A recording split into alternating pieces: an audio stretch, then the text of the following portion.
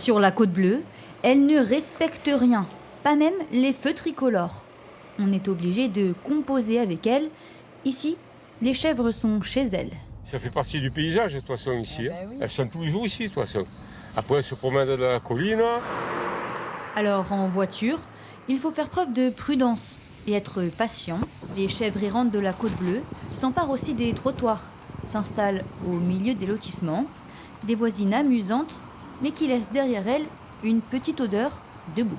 Et s'invitent même chez les gens. J'entends les tac-tac, je me retourne, je la vois dans le salon. Alors c'est bien, c'est beau de les voir en extérieur, c'est sympa, mais quand vous avez une chèvre dans la maison... Ces chèvres errantes n'appartiennent à personne. Elles étaient une dizaine il y a 5 ans, près de 1000 aujourd'hui. Il y en a trop et ça pose des problèmes parce qu'il y en a pas mal qui sont venus me voir qui ont eu des accidents. Ensuite, les viticulteurs qui sont pas contents aussi. Plusieurs solutions ont été envisagées.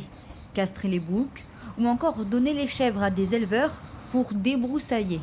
Débroussailler, ce n'est pas détruire. Une faune, c'est sensible. On ne peut pas laisser des animaux être en surpâturage, ça s'appelle du surpâturage, c'est-à-dire vraiment manger jusqu'à la terre ou écorcer des arbres. Ce n'est pas un animal sauvage, il a besoin d'être cadré. Un bouc peut s'accoupler avec une 50aine de chèvres en l'espace de quelques jours. Alors à ce rythme-là, sur la Côte Bleue, il y en aura bientôt plus que d'habitants.